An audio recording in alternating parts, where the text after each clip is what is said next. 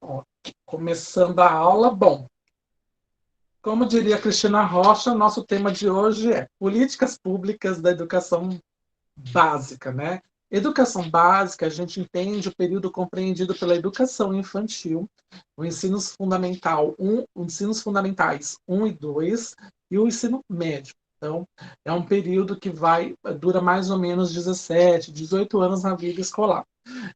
Como vocês sabem, é dever do Estado oferecer a, essas três, quatro tipos de modalidade, né? Porque a gente considera mais educação ensino fundamental como um só, mas são dois períodos. É dever do Estado oferecer todas essas modalidades e direito da população. Isso, inclusive, está assegurado pela Constituição Federal de 88. Então, por isso que, para criar vagas e manter esses estudantes nas escolas, a gente precisa que chamamos de políticas públicas, porque o dinheiro público precisa ter algo que comprove a necessidade do gasto. Então, isso basicamente é o que chamamos de políticas públicas. O Estado e políticas públicas na educação. Então, a gente vai conhecer os conceitos e fundamentos das políticas educacionais brasileiras e, a partir do olhar para situações problema por meio dos conceitos de Estado, política e educação, verifica-se a necessidade de se debruçar sobre as principais legislações para estruturar o trabalho realizado na escola. Tá? Então, a gente vai hoje conhecer um pouquinho do que é isso, para a gente começar a aprofundar a partir das próximas 3 aulas. Tá? Hoje a gente vai entender o que é o conceito de política, o papel da instituição escolar e a política educacional. Então, primeiro, antes de tudo, a gente precisa entender o que é o Estado e o que é governo. Né? O Estado, conforme diz Almeida, Conceição e Sérgio, é o conjunto organizado de instituições que formam a sociedade. As instituições são políticas, policiais, jurídicas, administrativas e econômicas. Tudo isso sob um governo autônomo e ocupando um território próprio e independente. A grosso modo, a gente pode dizer que o Estado é um conjunto de pessoas, de interesses que ocupam um determinado território e que eles se formam para ser uma única sociedade, ou melhor, uma única macro sociedade, né? Então, a gente pode compreender isso, inclusive, com a própria formação do Brasil. Por que com a própria formação do Brasil? Deixa eu ver que acho que brilhou alguma coisa ali, não sei. Por que com a própria formação do Brasil? Porque o Brasil ele foi descoberto, como vocês sabem, no início, tinha aquele tratado de Tordesilhas, né? Que era só uma faixa de terra e conforme foi aumentando, né? E culminou isso em 1820, a independência do Brasil, e que a, nós éramos ocupados, colonizados por portugueses, mas aqui havia muitos povos, haviam franceses, holandeses que tinham invadido e acabaram até, de certo modo, ficando, alguns outros estrangeiros que eram simpatizantes da coroa portuguesa, e muitos índios. E os índios falam línguas e têm culturas diferentes. Então, por que eu marco bem 1822? Porque no ato da independência do Brasil, o Dom Pedro ele determinou que o maior símbolo de cultura que existe dentro de um povo fosse obrigatório, que era a língua portuguesa. Ele determinou que, a partir daquele momento, a única língua oficial do Brasil era o português. A questão da língua ela é muito importante, apesar do Brasil ser um lugar vasto e diverso. Por quê? Porque a gente consegue se comunicar quase sem nenhum problema com o pessoal que mora no Acre, né? Quem mora em Roraima consegue se comunicar muito bem quem mora no Rio Grande do Sul. Vai ter as variações linguísticas, mas vai ter o mesmo tipo de cultura importante, que é a questão da língua. Né? Ah, além disso, a gente pode comprovar isso nos dias de hoje através das políticas educacionais. Né? A gente segue hoje, antes era o PCN, hoje é o BNCC. Por que não é mais o PCN? Porque o PCN ele contemplava apenas 2 etapas do ensino básico, né? Que era o ensino fundamental e o ensino médio. Só que, isso por conta da LDB, né, de 96. Só que logo depois, a LDB recebeu uma atualização que contemplou como educação básica também o ensino infantil. Tanto que tinha os PCNs e para o infantil tem o que chamamos de RCN. PCN são os parâmetros curriculares nacionais. Os RCNs são as referências curriculares nacionais de educação infantil. Então, isso culminou em 2017 com uma grande reforma e surgiu o BNCC, a BNCC, que é a Base Nacional Curricular Comum. Então, em todo o Brasil tem uma base curricular que deve ser seguida. Ela pode ser aumentada, mas tem que ter o mínimo de conteúdo igual em todas as regiões. E a ideia é justamente isso, que seja o mínimo, que é a base. Né? Então, cada estado, cada cidade vai complementar isso da melhor forma possível. Tá? Então, basicamente, o Estado é isso. O Estado é um conjunto de pessoas e que tem instituições políticas, policiais, jurídicas, administrativas e econômicas. Uma outra, das jurídicas, porque nós temos uma legislação que é válida para o Brasil todo. Né? Policiais, por quê? Nós temos os exércitos, né, que nos protegem, né? Lógico, temos a polícia também, tá, mas o mais importante é a defesa nacional. Quem faz isso? É justamente o exército. Melhor, as Forças Armadas, não o exército. Políticas, por quê? Nós temos um único presidente para o Brasil todo. Então, ele vai comandar o país, né? Um só. Administrativas, porque a gente segue mais ou menos o mesmo tipo de ordem, né? De coisas, enfim, de processos. E econômicas, até o maior exemplo disso é a nossa moeda. É a mesma moeda no Acre, a mesma moeda no Pará, é a mesma moeda no Amapá, é a mesma moeda no Rio Grande do Sul. Então, e tem o mesmo valor. Né? Então, é por isso que esses são os que a gente podemos chamar de conjuntos que vão mostrar que isso aqui é um Estado soberano. A diferença entre Estado e governo é que o Estado ele é estruturado pela sociedade. Como eu falei para vocês, é necessário que haja essa organização, essa, essa engrenagem funcionando de modo efetivo. Então, sem a sociedade concordando que haja isso, já tem um erro. Aí a gente vai ter aquilo que temos muito, por exemplo, lá no Oriente Médio, na questão, por exemplo, dos palestinos e dos israelenses, né? Que eles não aceitam que Israel tenha sido criado. Para quem não sabe, Israel é um estado artificial criado na década de 1950 pela Grã-Bretanha, conjunto com a ONU, para agrupar esses povos. Então, são duas culturas, são duas sociedades completamente diferentes, um judeu e o outro muçulmano, e que não se bicam. Então, por isso que dá tanto problema, tantas guerras ideológicas que acontecem, por exemplo, lá.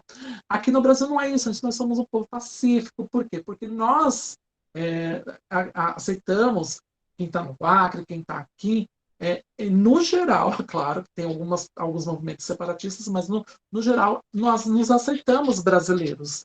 Então isso só funciona por conta disso. Já o governo, ele conduz a política de Estado, apenas uma única parte que chamamos do Estado.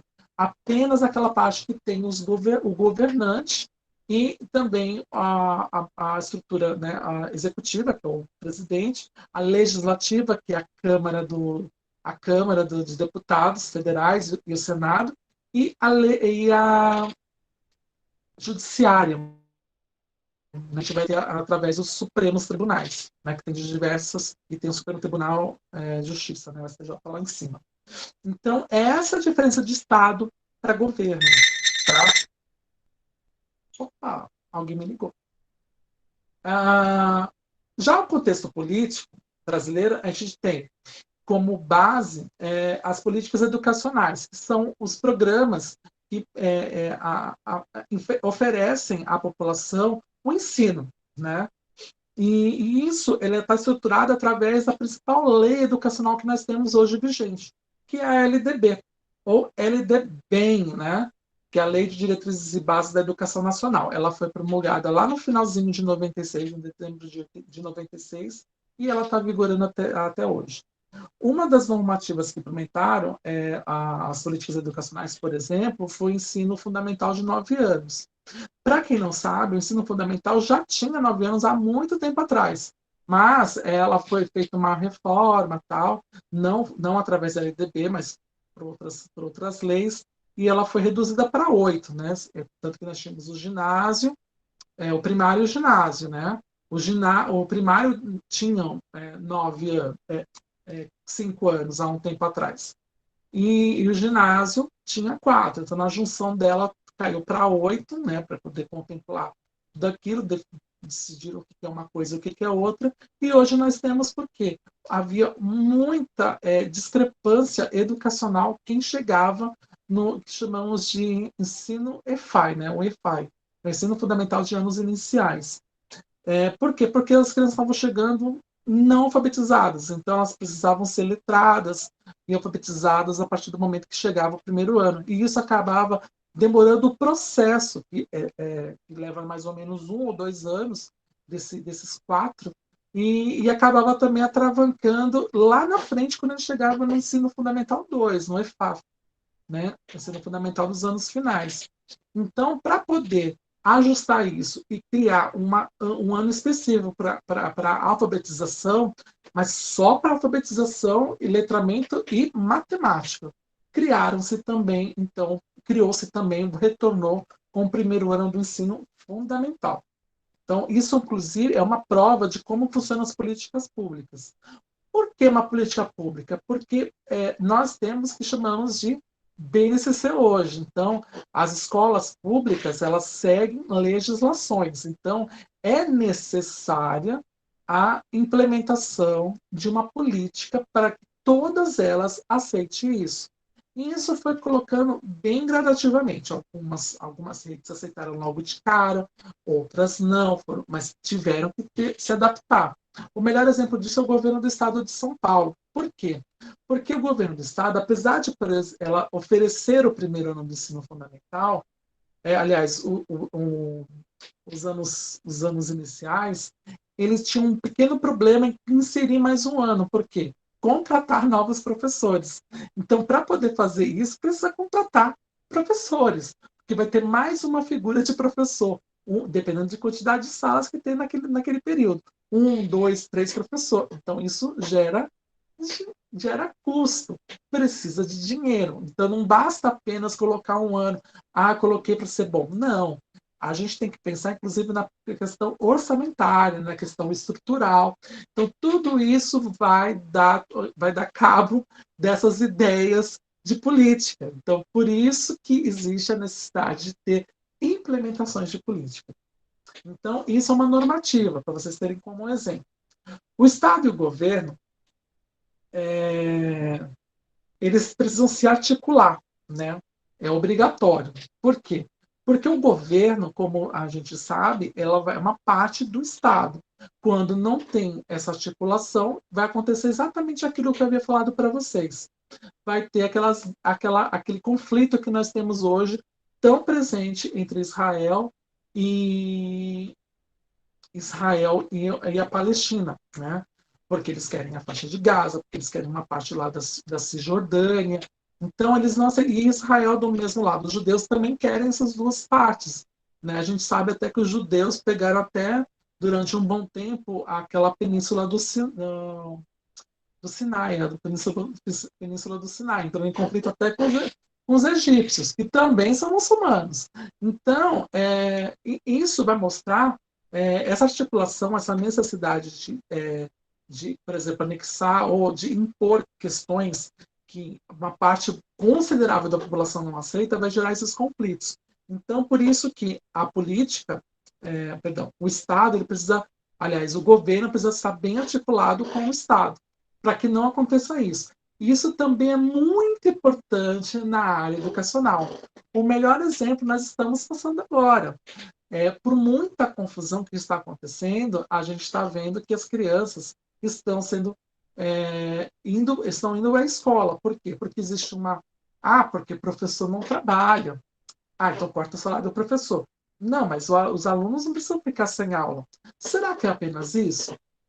o que, que rola nesses interesses? A gente tem que lembrar que a gente tem o ensino oficial e temos o ensino suplementar. Né? O ensino oficial é toda a rede pública. Vocês serão formadas, todas vocês, aptas para trabalhar na rede pública. E quem pode trabalhar na rede pública, é óbvio, pode trabalhar na rede suplementar.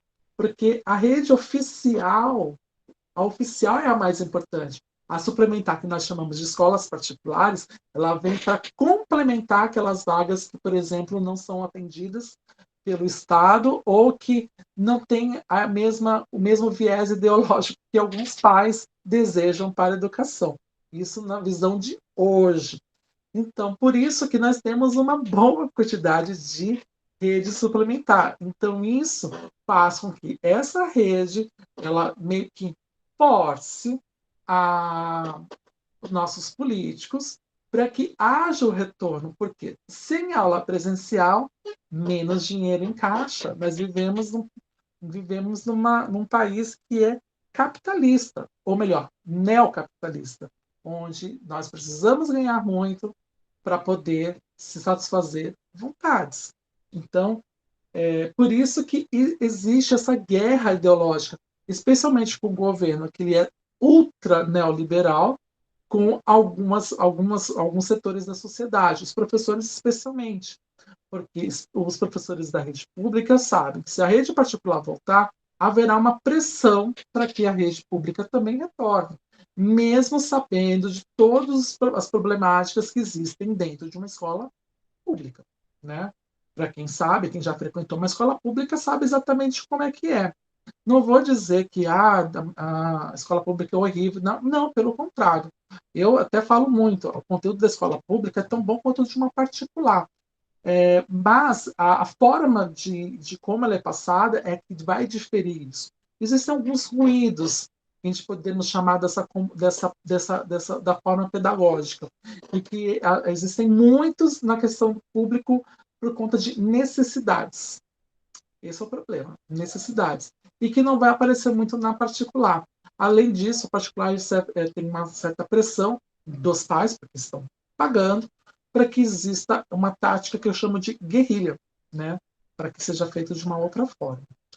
A escola e política. Gente, se vocês tiverem dúvidas, abra o microfone.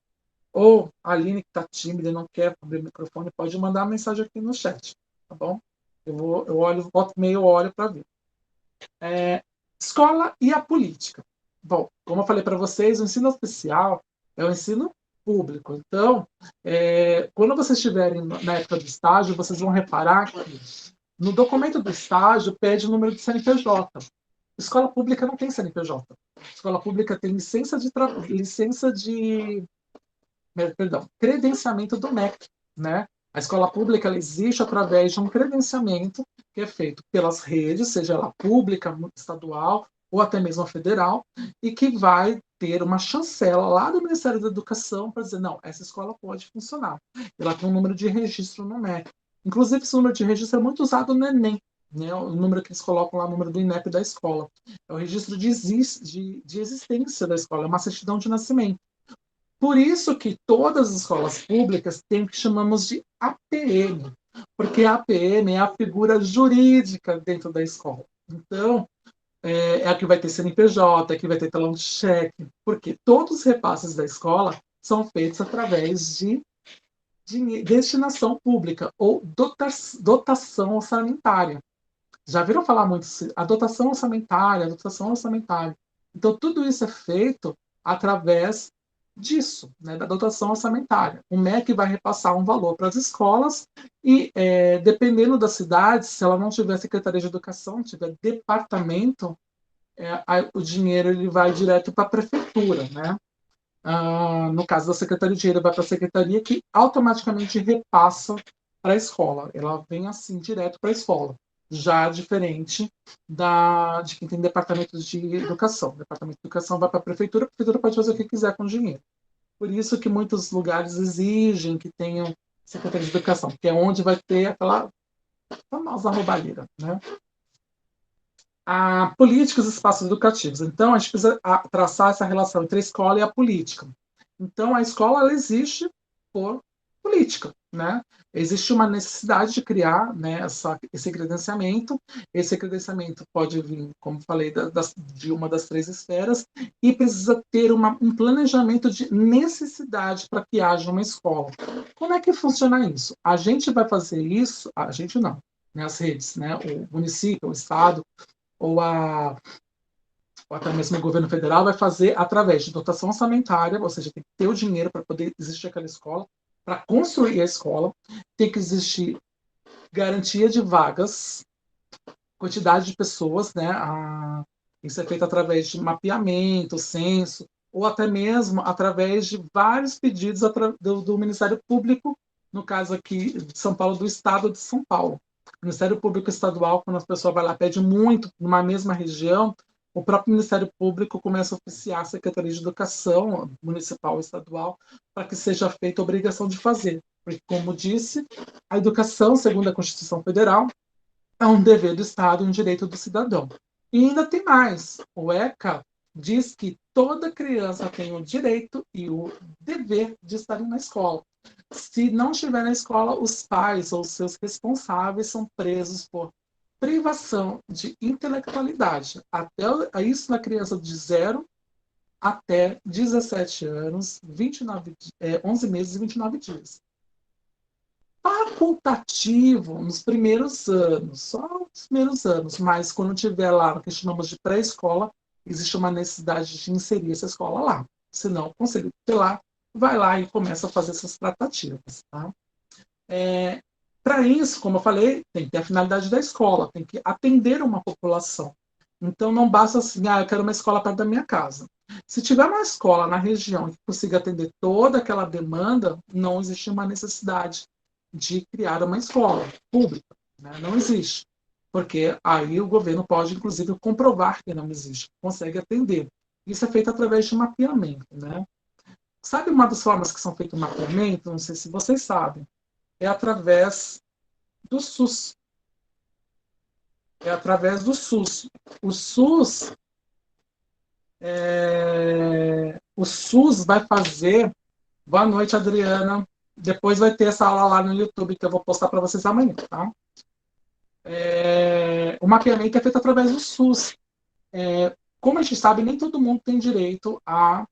Tem direito, não, perdão. Estou doido, já estou doido. Nem todo mundo tem plano de saúde, então muita gente vai no posto de saúde próximo da sua casa e tudo mais. Esse mapeamento que é feito por esses órgãos, por exemplo, eles são decisivos para a implementação de escolas, porque ele vai funcionar como um censo regional.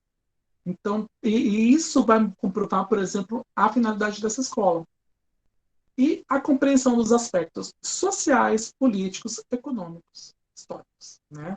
Então, a escola ele é um espaço, sim, político, tanto que eu não consigo, às vezes, compreender do escola sem partido. Até, na verdade, eu até entendia, porque a ideia mesmo do nome dessa escola sem partido é que você não tente forçar viés ideológicos, né, para as crianças ou adolescentes. A ideia é você mostrar todos os viés, não um, todos.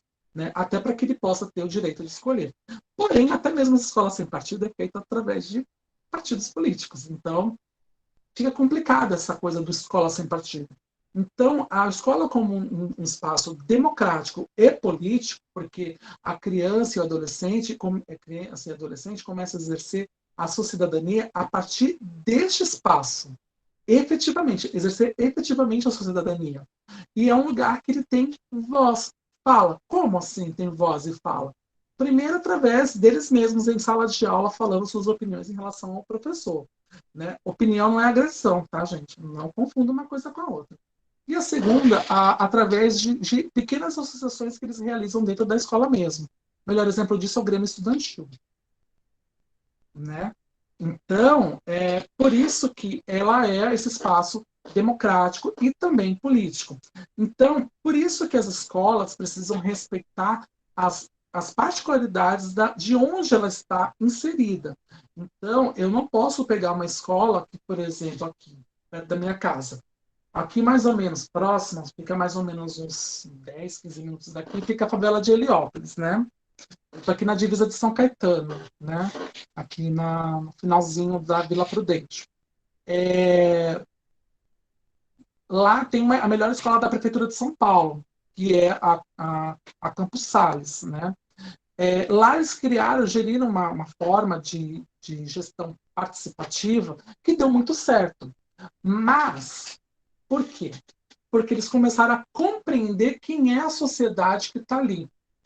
A cidade de São Paulo é uma cidade gigantesca. Nós temos mais de 11 milhões de habitantes. Então, eu posso dizer com toda convicção que nós temos diferentes cidades dentro de uma. Por quê? Quando eu trabalhei, por exemplo, no SESC, meu último trabalho foi no SESC Interlagos. E eu atendi uma região que via de Parelheiros até mais ou menos ali a região do Autódromo. E o pessoal de lá, gente, é completamente diferente do que eu sabia de São Paulo. Eu sou de Santos.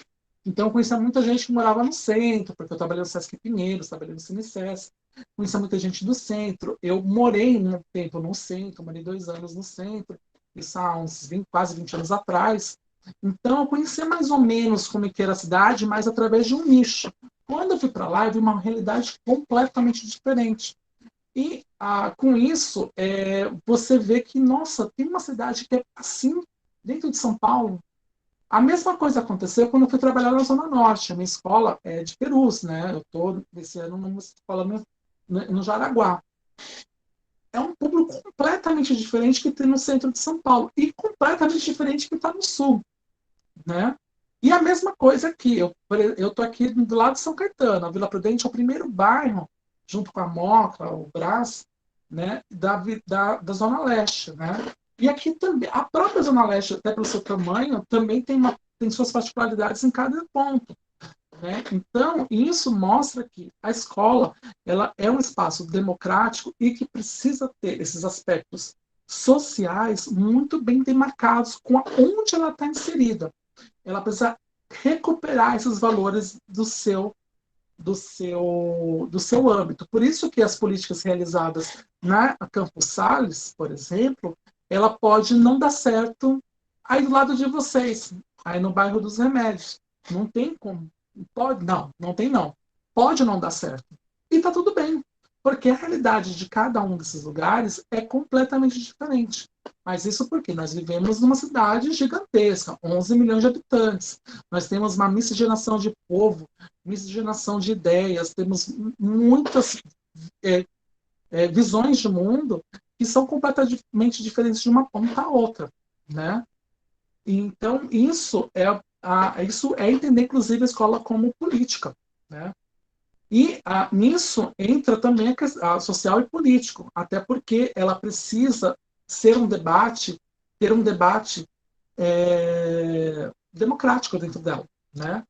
Há aspectos econômicos, porque ela também vai refletir a forma de como é a população ao seu entorno. Isso eu vou dar um exemplo muito bom. Há uns deixa eu ver, saí do SESC em 2016, eu acho que foi em 2016 mesmo. Em 2016 teve uma greve no Estado, né, dos professores. E eu me lembro que o pessoal da escola estadual Fernão Dias Pais Leme, que fica em Pinheiros, grave bem esse lugar, os alunos eles ocuparam a escola, enfim, fizeram lá uma rebelião porque não queriam a reforma do ensino médio, blá blá blá. Nesse mesmo período, o Hilda Vieira Vilela, que fica lá no Grajaú, no Parque Residencial Pucaia, às margens da mal cheirosa represa Billings, os alunos eles tocaram fogo na escola. Então, isso, infelizmente, é um reflexo econômico. Por quê? Por que os alunos de Pinheiros ocuparam a escola? Quem é que frequenta aquela escola? Como que são as ideias que eles formam sobre sociedade? Como que é a ideia dos alunos que formam lá no Extremo Sul? Então, isso muito em conta a questão econômica. E também histórica. Como foi formado o bairro de Pinheiros? Como foi formado o Parque Residencial Cocaia, que apesar do nome Parque Residencial Cocaia, ele provém de quase de uma favela, né? Ali ela já não tem mais os aspectos de favela, mas ela é rodeada por favelas e ali um dia foi uma. Então, isso também vai comprovar o espaço histórico da escola. Como ela foi formada? Ah, detalhe, diferenças. A escola de Pinheiros é uma escola muito antiga, tem muito tempo. Era uma escola não vou dizer que é centenária, mas é uma escola que tem um padrão que veio daquela época que a escola pública era boa. Já o Hilda Vieira Vilela tinha sido nomeada tinha uns 2 anos antes e com uns 3 anos chamada como Cocaia 4. Então era uma escola nova, é um ambiente novo. Então isso são coisas que a gente precisa levar em consideração quando a gente vai representar bem a escola. Tá? A tia me falou, na escola do meu filho eles pedem que possível ajuda para a PM. É, eu sei. Eu sei que na escola que eu trabalho tem PM todo dia. Tinha, né? Agora na pandemia não tem. O papel da escola. A instituição escolar ela forma o sujeito para ser inserido nas forças produtivas do país. São as diretrizes curriculares elaboradas pelos organismos do Estado que irão nortear o modelo educacional. Bom, então vamos falar isso sem doer, mas vamos lá. Então, a instituição escolar ela tem que formar quem quer que o sujeito quer que o Estado seja. Eu tenho falado isso na segunda-feira, na aula de avaliação na escola, que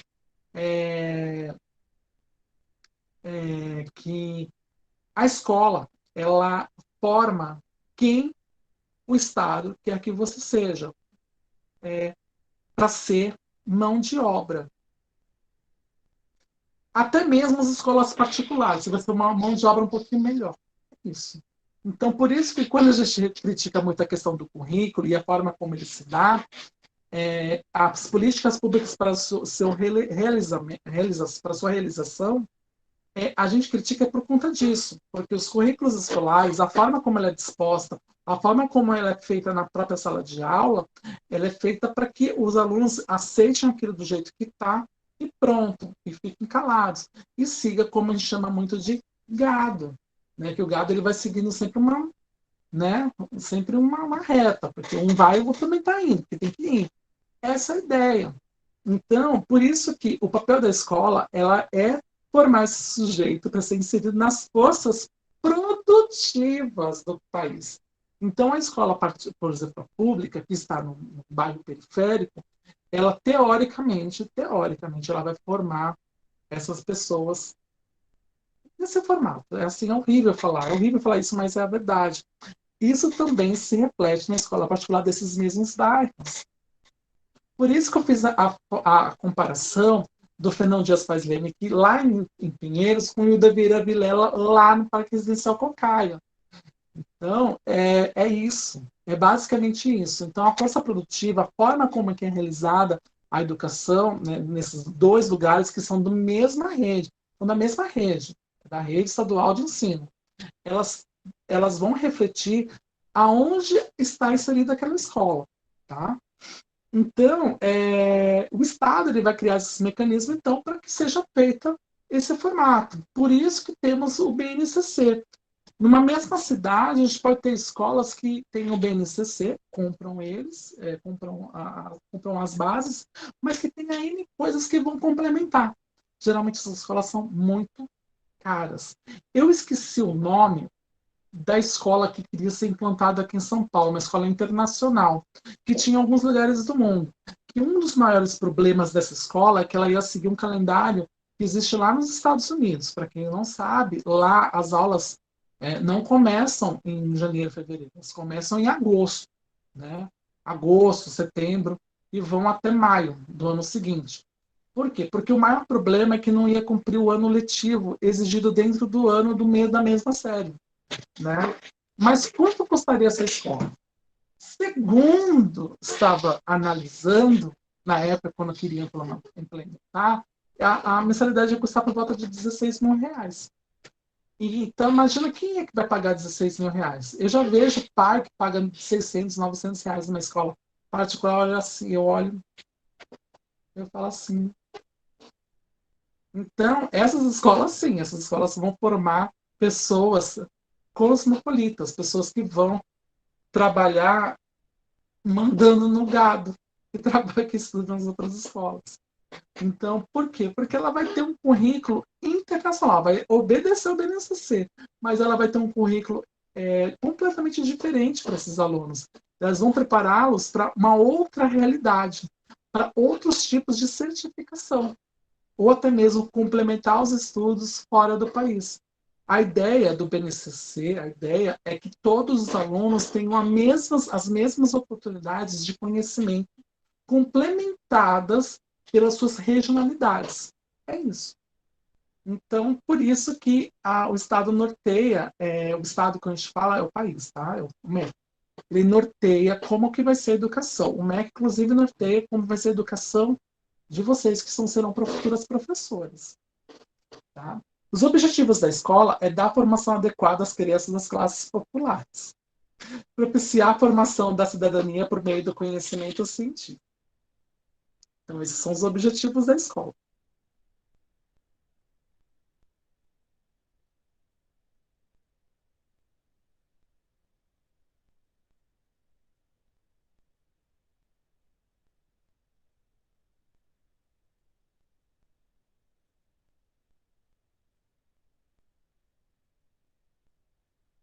Nossa, tá difícil, vamos lá.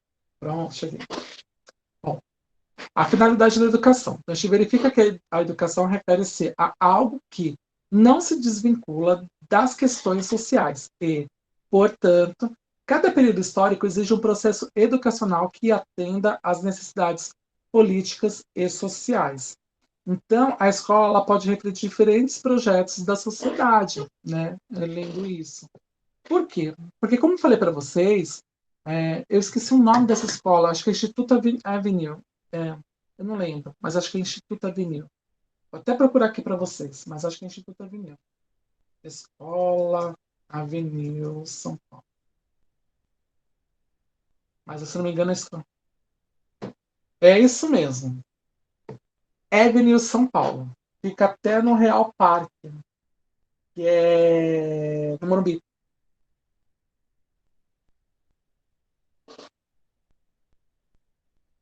Então, essas diferenças de realidades que a gente está falando assim, projetos. O Avenues, ele vai mostrar como que é a escola projetada para aqueles alunos. Quem são aqueles alunos que irão frequentar? Será que o Avenues tem bolsa de estudos? Né? É isso. A própria questão da bolsa de estudos, que é muito festejada, ela, na verdade, ela serve para poder desonerar algumas escolas particulares de alguns impostos, né? Sejam eles municipais, estaduais, enfim, da forma como vai ser oferecida. Mas ela não faz esse projeto simplesmente por isso, porque ela sabe que no meio da classe popular existem talentos que podem ser lapidados. E conforme vão sendo lapidados, vão se tornando classe dominante. Né? Para quem não sabe, a classe dominante do Brasil é 1% da população. Né? Os demais, como eu falei na segunda-feira, até o dono da rede não, do mercadinho, que se acha classe alta, ele é classe popular. Ele é classe dominante. Aliás, ele é classe dominada. Ele é classe popular. Classe dominante é o dono do Pão de Açúcar, o ex-dono do Pão de Açúcar. Isso sim é classe dominante. Né? O dono da Casas Bahia. Isso é classe dominante. São pessoas que têm poder de mudar ou influenciar legisladores, por exemplo, né? Ao seu bel prazer. Então, por isso que a escola ela pode refletir diferentes projetos da sociedade. Porque, da mesma forma que o aluno do Webnus vai aprender o PNCC, teoricamente, um aluno que, vamos pegar lá mesmo do Grajaú, não na questão do próprio Parque Residencial Cocaia.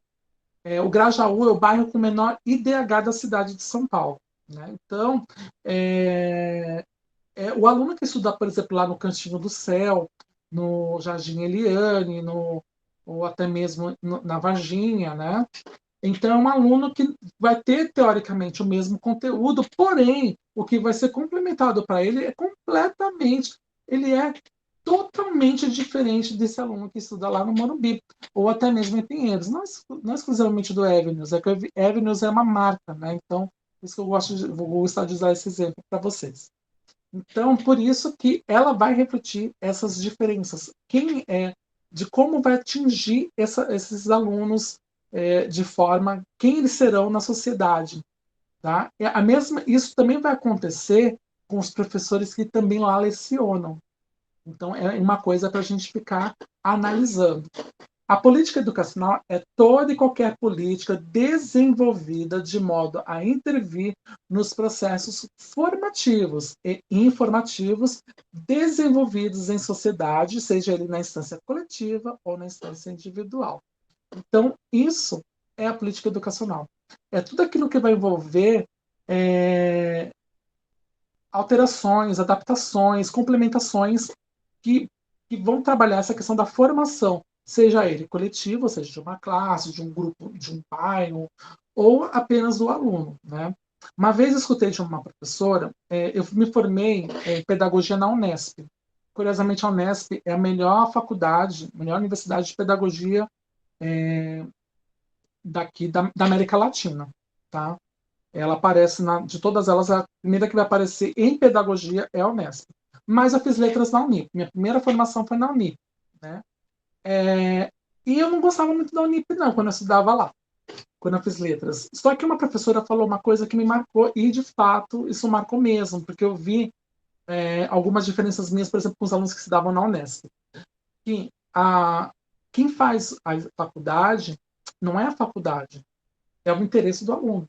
Então, quando o aluno ele procura ter interesse em se interar com os conteúdos que ele está sendo apresentado, ele vai ser além daquela faculdade. Por que eu falo isso? A gente vai trazer isso não só para o campo da educação básica. Muita gente fala que para pressionar os outros, eu estudei na USP, ou eu estudei na FGV, ou eu estudei até mesmo na Unesp. Para mim, mesmo que eu me formei na Unesp, para mim é a mesma coisa que estudando na Unip. Né? É formado em pedagogia, ele vai concorrer em pé de igualdade, especialmente no âmbito educacional. Né? Não tem essa diferença de peso de currículo. Para mim, o peso de currículo vai ser as experiências que a gente vai tendo ao longo do tempo que você vai comprovando através de entrevistas ou até mesmo através de concursos, no caso do ensino oficial. Para mim, isso na educação. Mas a gente sabe que, por exemplo, no campo administrativo, isso pesa muito. Eu, às vezes, não entendo muito bem o porquê. Mas isso tem peso.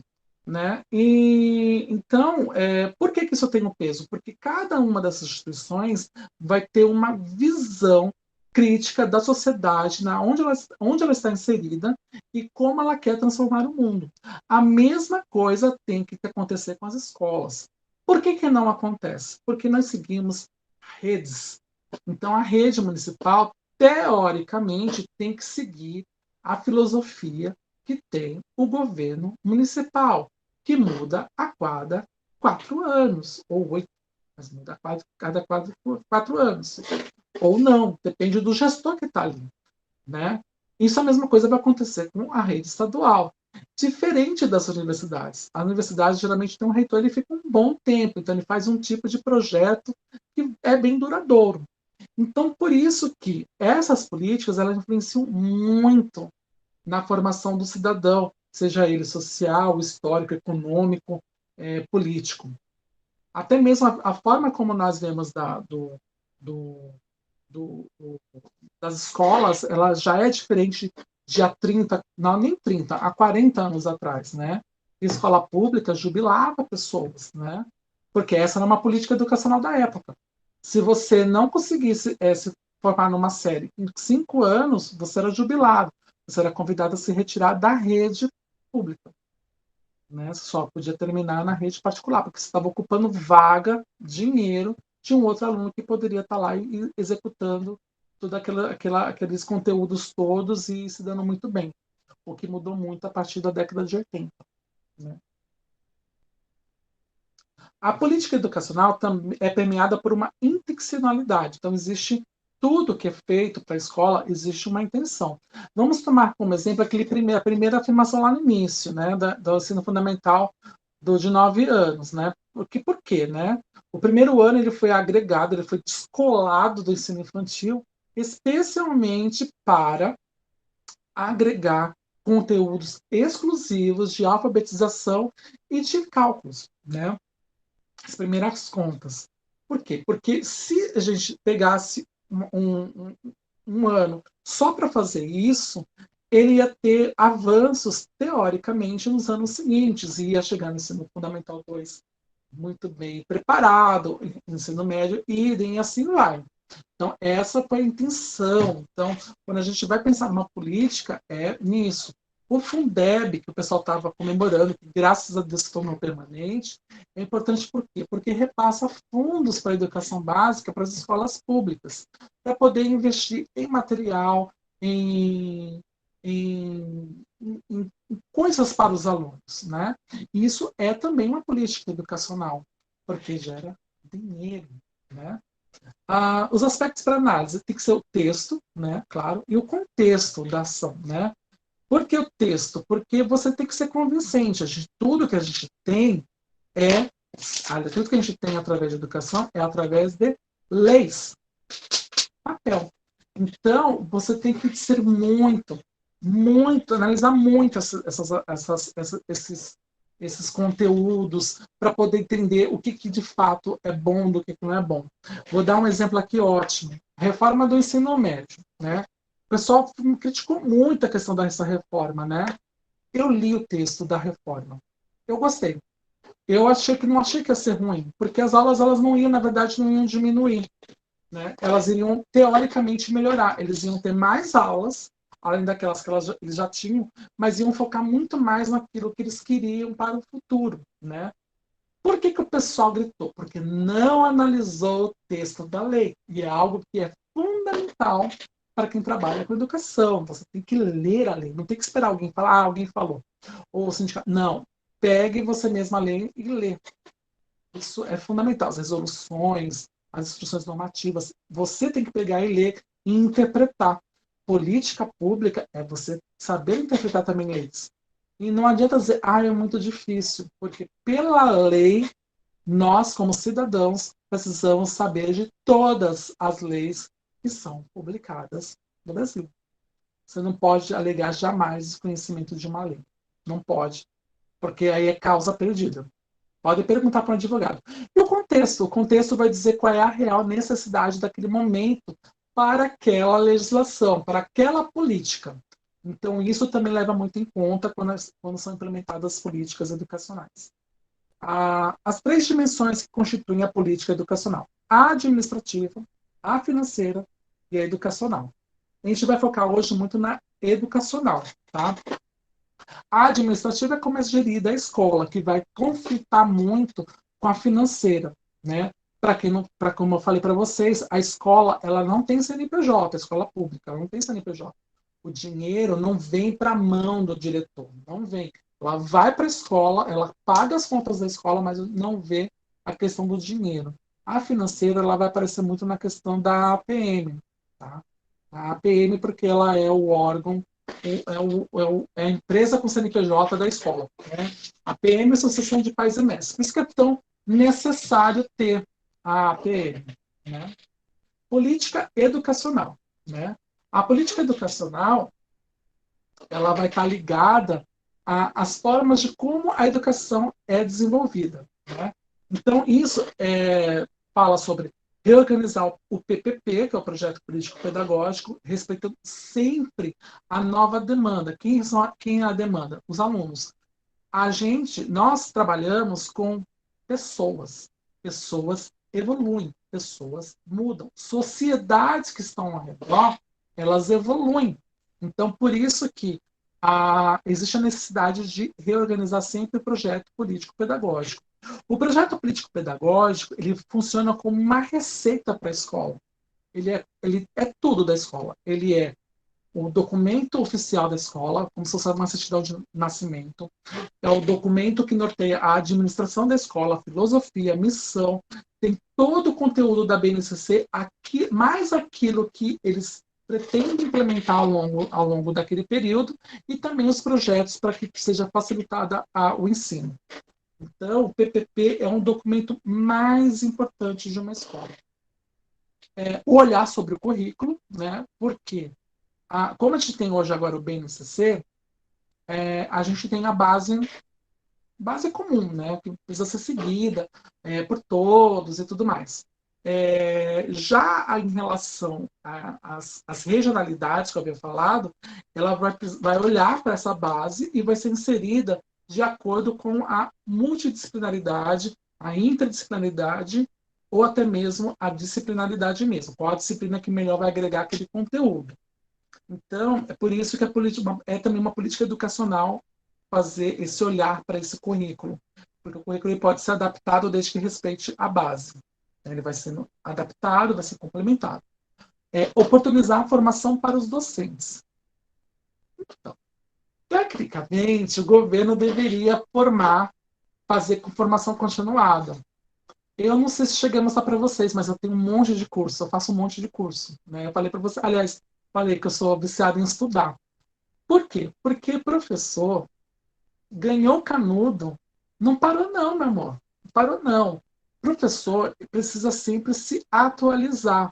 Hoje, aliás, esse ano a gente conseguiu ver como que é necessário realizar essa atualização. Muitos professores não sabem mexer, por exemplo, no Google Meet, não sabem mexer no Google Sala de Aula, não tem familiaridade com tecnologia, não gostam.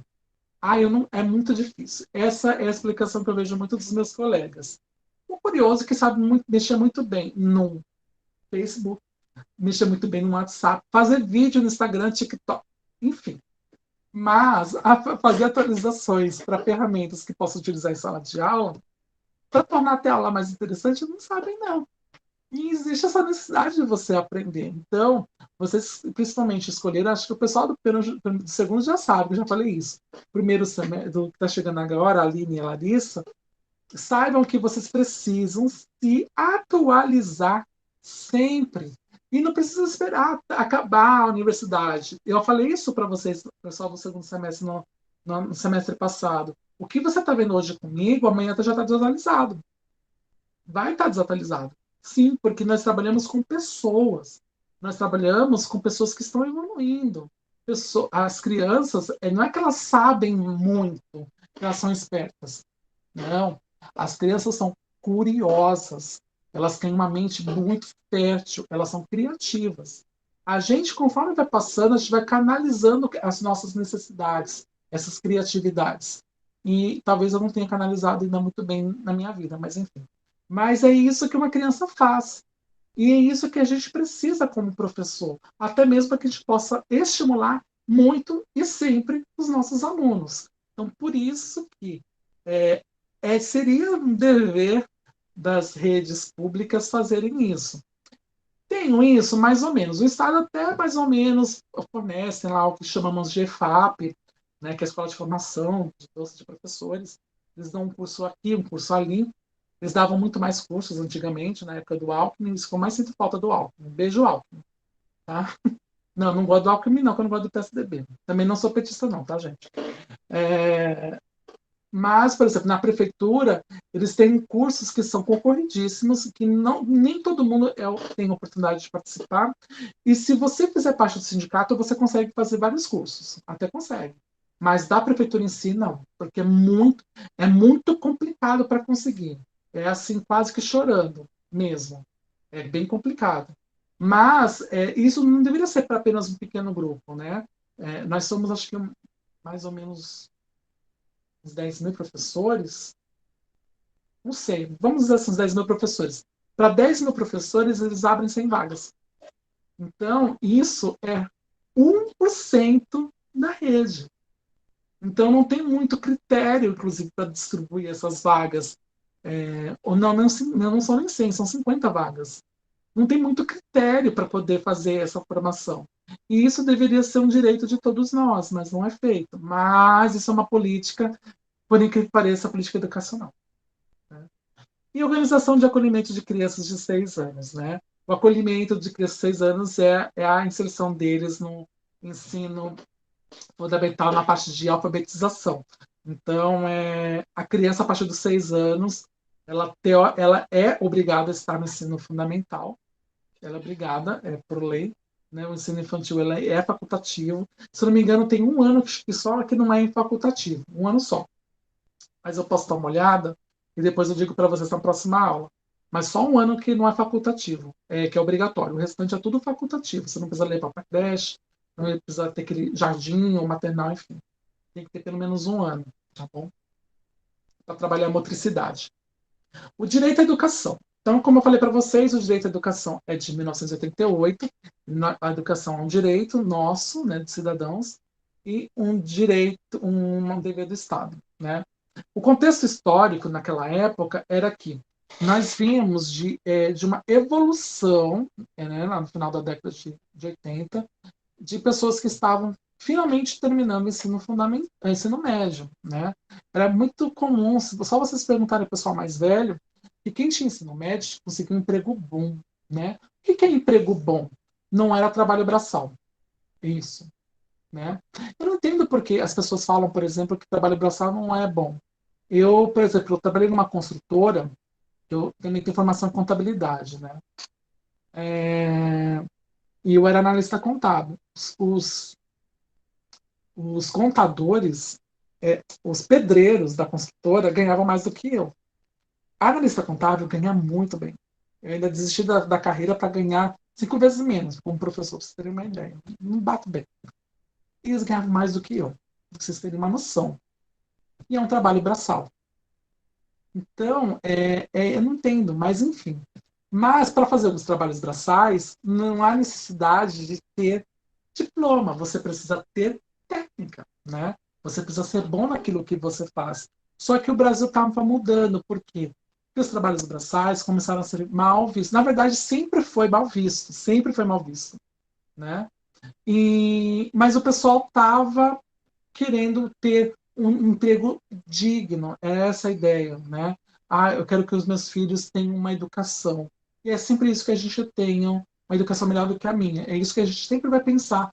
Hoje, quem tem filhos vai pensar, inclusive, né? Era como minha mãe pensava, era como minha avó pensava, né?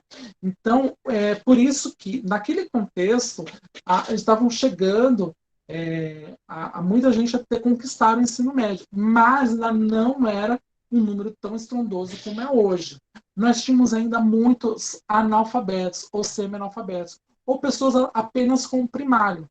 A nossa educação ela já começou toda errada, né? Nossa primeira LDB era de 61, né? E depois ela teve uma atualização em 71, que teve uma complementação em 82, que não mudou de 71, teve apenas umas alterações, e para poder principalmente regulamentar o ensino supletivo, e acabou sendo mudada apenas em 96, aqui que nós temos até hoje. Por enquanto, é a nossa segunda, não, é a nossa maior LDB que tem mais tempo. Ainda não é a LDB, ainda é de 71 que tem mais tempo. Mas é uma LDB mais completa, mais inclusiva, mais tudo, né? Então, o contexto histórico era que as pessoas estavam querendo a escola, só que nem todo mundo tinha direito, porque tinham poucas escolas. Hoje, quando você precisa de uma creche para criança, você vai reclamar com quem? Vai reclamar com o Ministério Público, né? Você vai primeiro à Secretaria de Educação e vai depois ao Ministério Público para fazer a obrigação de fazer. Antes não podia fazer isso, porque não tinha uma legislação que fazia o Estado ter o dever de prover isso. Com a LDB, o Estado passou a ter o dever disso. Por isso que as escolas proliferaram muito depois, na década de 90, na década de 2000 e até hoje. Por conta disso, porque o Estado tem esse dever. Passou a ser processado, né, porque a nossa Constituição é uma Constituição cidadã, que contempla todos, teoricamente, sem distinção, teoricamente, né, sem distinção, mas na verdade ela contempla mesmo sem distinção, é que as pessoas usam muito viés, algumas coisas assim, alguns trechos que ficam meio nebulosos. Mas é isso, né? Então, a partir desse momento que se tornou obrigatório para o Estado prover isso, o Estado, no primeiro momento, ele apenas contemplou o ensino fundamental, de 8 anos, porque era isso que era garantido por lei lá na LDB, de 71. Então, ele até tentou. Mas, em 96, com a última LDB, ele reconheceu como educação básica o ensino fundamental e o médio, porque era uma grande necessidade, grandes pedidos, era uma incoerência que tinha da LDB com a Constituição e até mesmo com o ECA, porque toda criança e adolescente tem direito e dever de estar na escola. Não batia a informação. E anos mais tarde, foi 7 anos mais tarde, em 2003, o ensino infantil passou a fazer parte também do ensino básico, principalmente por conta daquela demanda, preciso de creche. Era muito comum, antigamente, quem tinha direito à creche é a mãe que trabalhava, isso quando não conseguia uma vaga. Perdia o emprego, perdia a vaga. Então, ela não perdia a vaga, não tinha direito à vaga, porque tinha que comprovar que trabalhava. Com isso, como eu falei para vocês, o Estado passou a ter um papel fundamental em prover esse direito, né? E essa responsabilidade começou a ser compartilhada, tanto não só com o governo federal, mas também com o estadual e o municipal, né? O governo municipal tem que obrigatoriamente prover o ensino infantil e o fundamental 1, né? Obrigatoriamente. O ensino estadual ele vai prover obrigatoriamente o fundamental 2 e o infantil e o médio, podendo também contemplar o ensino fundamental 1. Só que, para poder acabar com algumas desigualdades, também foi dado o direito de o ensino municipal explorar o Fundo 2 e o médio, em alguns casos. Por exemplo, a cidade de São Paulo explora o ensino médio também, né?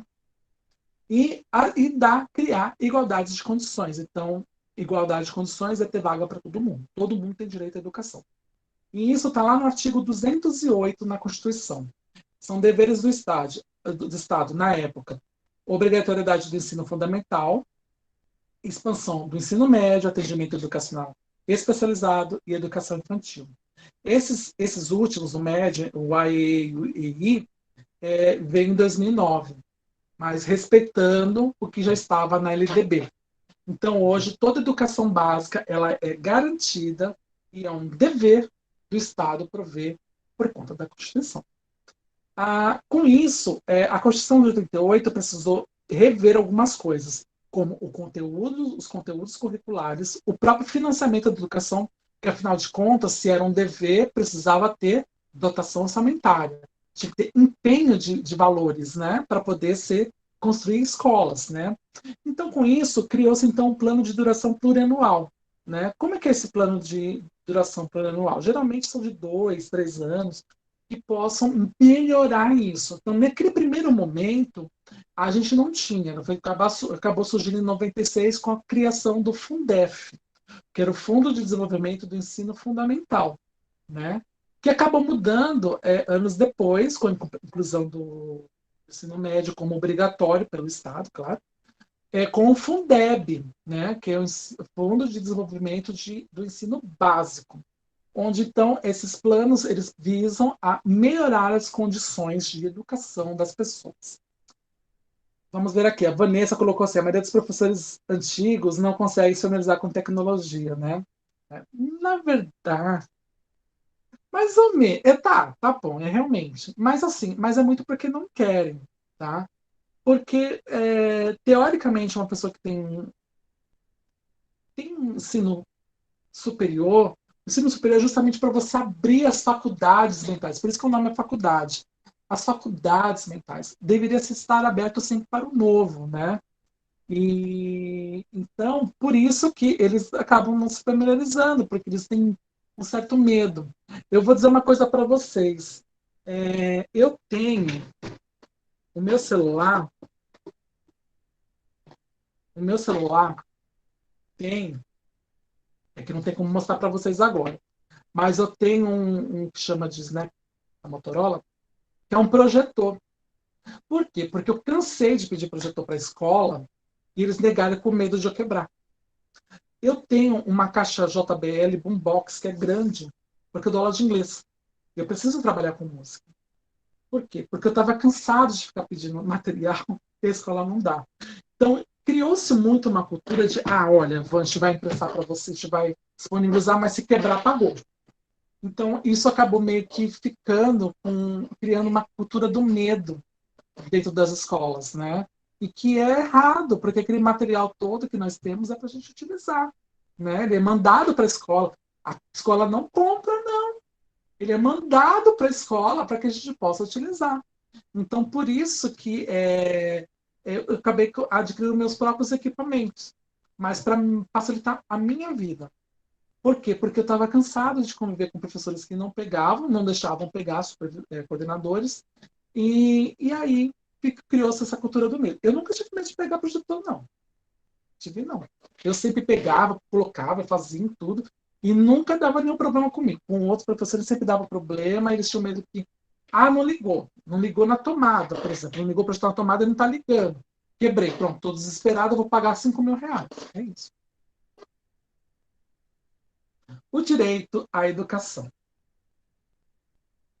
Então, o direito à educação, isso mostra para a gente, professor, que a gente precisa ter a gente precisa apresentar para a equipe pedagógica a necessidade de assegurar o que se encontra na política. A LDB é uma política. Todas as outras coisas que foram aparecendo que foram agregando a LDB, é uma política. Hoje, por exemplo, professor de história, eu sou formado em história também, né? O professor de história, hoje, ele tem um conteúdo que é muito eurocentrista, mas ele pode desempenhar na sala de aula dele conteúdos de africanidades, porque a legislação dá esse poder. Na verdade, a educação exige isso, que a gente mostre um conteúdo que tem uma visão africana. A maior parte da nossa população são descendentes de africanos, né? E também tem uma cultura, não digo nem só africana, afro-brasileira. Por que afro-brasileira? Porque boa parte também da nossa população tem raiz indígena, né? E quem são os verdadeiros brasileiros? Os indígenas. Era o povo que chegou aqui e aqui estava, se estabeleceu, o primeiro povo do nosso país. Os portugueses não são povos brasileiros, são povos exploradores, colonizadores. Então, isso é para vocês mostrarem que quando vocês vão apresentar um conteúdo, vocês têm que estar muito bem embasado com a questão da política. Vou fazer isso porque isso diz que eu tenho que fazer dessa forma. Né? Argumentar a relevância da inclusão do público-alvo da educação especial. Hoje a escola já é inclusiva. Tem poucas escolas de ensino educacional. Por quê? Porque não se faz mais distinção de aluno. A gente tem que inserir esses alunos para que eles possam mostrar que eles existem, que eles podem, são capazes de realizar as mesmas atividades. Com dificuldades em alguns casos, mas eles podem. Eles têm eles podem ter o mesmo conteúdo que é garantido, inclusive, por lei para eles. Né? Pode ser apresentado. Então, e também para acabar com aquela coisa que acabar com a questão do preconceito mesmo, né? Tanto que eu já escutei isso, nossa, eu nunca vi tanto deficiente. Isso eu escutei de uma professora. Nunca vi. Nossa, de onde brotaram tanto deficiente? Brotaram ou eles não chegavam na escola? Brotaram ou eles estavam numa escola educacional especial que não era agrupada com os demais alunos? É algo para se pensar. E realizar discussões para a melhoria da oferta de ensino. Isso eu vou mostrar muito bem em relação a um exemplo que eu achei o máximo. Há uns 2 anos atrás, antes de eu me mudar para a escola aqui do estado, eu trabalhava numa escola lá em Mariporã, né? E essa escola, ela tinha um EJA à noite. E o EJA lá toda vez corre risco de fechar. Por quê? Porque não existe muita divulgação do EJA, nem na escola. O ideal era que as escolas pudessem fazer essa publicidade, atrair as pessoas para realizar, né? E então as professoras viram que a escola não estava nem aí para realizar. Desculpa, mas eu vou ter que citar, não a escola, você é a escola, mas vou ter que citar esse caso. E as professoras mesmo que trabalhavam no EJA, até algumas outras professoras que não trabalhavam no EJA, começaram a fazer publicidade desse EJA, dessa EJA, né? Porque não havia a divulgação dessa oferta. Então, isso é inclusive uma forma de melhorar a oferta de ensino. Por quê? Quando não tem aluno numa sala, o que acontece? Fecha a classe. Não abre no período seguinte. Então, porque não tem demanda. É isso. Isso é uma das coisas que precisa ser discutido na escola. E as escolas públicas não gostam, não. Por quê? Os diretores? Porque vai muito contra o que o supervisor pedagógico acha, vai muito contra o que a diretoria de ensino acha, até mesmo contra o que a secretaria quer. Por que tem as escolas com salas lotadas? Porque não tem dinheiro para pagar professor. Com isso, a qualidade cai. Porque se com 40 alunos o ensino já não é tão bom, que dirá com 60, 80 alunos. Gente, a Tia falou também, acho que não quer. É mais ou menos. Não vou generalizar, mas boa parte é. Gente, basicamente, essa foi a aula de políticas públicas na educação básica, da educação básica. Eu vou encerrar a aula agora, vai continuar um vídeo um pouquinho. Vou encerrar a aula agora. Antes de encerrar, vocês possuem alguma dúvida? Podem abrir o microfone para falar comigo, não tem problema nenhum. Ou até mesmo a câmera. Pode, à vontade.